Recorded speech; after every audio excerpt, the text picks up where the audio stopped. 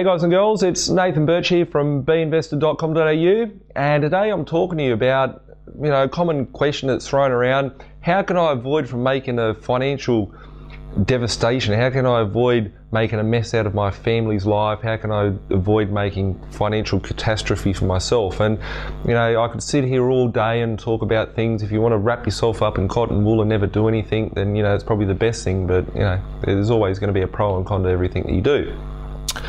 For me personally, what I've found to be very important is to make sure that you have clarity with everything you do. The first thing is don't believe shit anyone has to say to you, whether it be whoever, until you justify it yourself and make an educated decision to be able to go, I've got confidence with this. So don't even believe what I have to say until you can personally understand what it is that is going to make sense for you. And the reason why I say that is there's lots of people out there that are tainted as, I'm a financial guru, or I'm a financial advisor, or my bank manager said this, or my accountant said that. And a lot of those people put all their trust in, and the fact is that they're the people that make them unstuck. And there's lots of risks that are out there in the world. There's lots of opportunities to be made.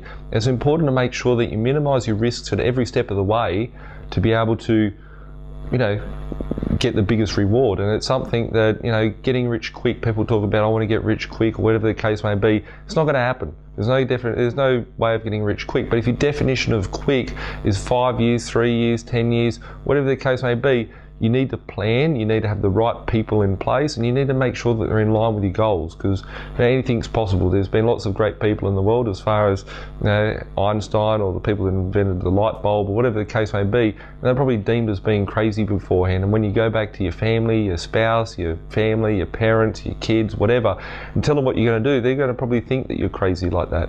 It's important to make sure that what you're doing, you've done a lot of research on it, you've educated yourself, you've asked the right questions, and you have clarity and you're in control of it. Because so many times people go out there and they go to their financial advisor and they say, oh, you can buy some shares in a timber milling company, or you can buy some shares into a sugarcane farm, or buy some shares into a cattle farm, or whatever the case may be.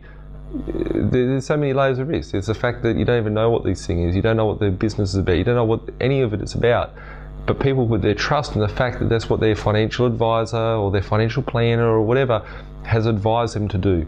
I see so many people get ripped new assholes. Like if I was to see so many of these things that happen out there, I should invest in a tenner lady with those little pads, because there's people that are hurting big time from bad mistakes. And it's something that, whether it be buying a property that doesn't fit in line with your goals. There's so many people that they're trying to sell stuff in the world. You need to look at their agenda and think, what are they going to, what's their agenda? What are they trying to sell me?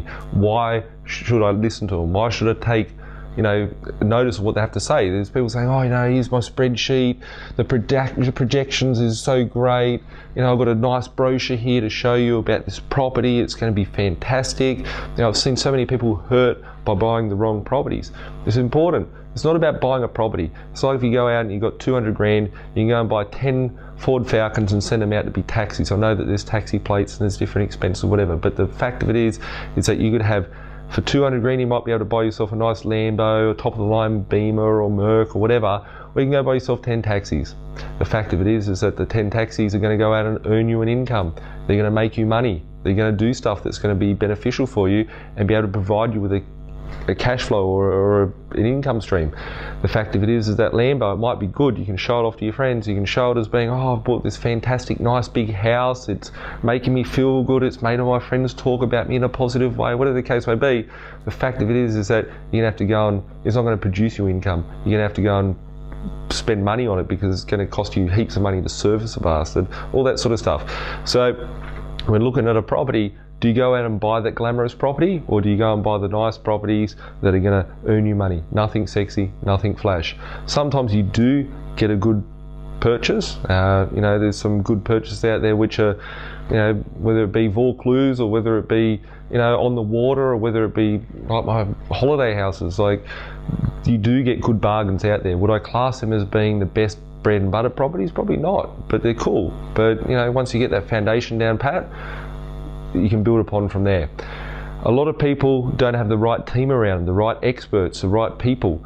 The reason why, you know, I've been building B.Invested to be a community and being a business to help other people is because I've seen shit mortgage brokers, shit bank people, shit people that are accountants, shit people that are solicitors, shit real estate agents, all that stuff.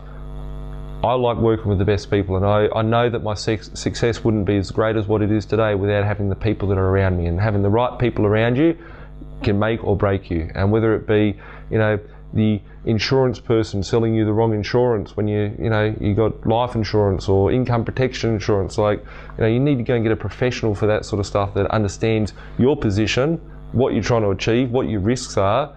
You know, get that stuff sorted. Go out and see someone that can help you out from that perspective. Whether it be someone that's sitting there as a real estate agent, they go, oh, you know, you'll only get $250 a week rent for this, when I can go get a real estate agent to get me $300 a week rent. That $50 is going to make the difference over compounded effect of the property portfolio to make me either sit in my job and have to put up with the boss every day, or be able to set me free so I can go out and do stuff that I want to do on my terms. It's important to have the right team. So if you don't think that you've got the right team, if you've got any sort of doubt on your team, whatever it might be, go out there, interview yourself new accountants, go and interview yourself new solicitors, go and interview yourself new finance people. Whatever the case is, don't settle until you feel that you've got 110% of the best team around you. And that's something that I've always thought's very important, because at the end of the day, I don't know everything.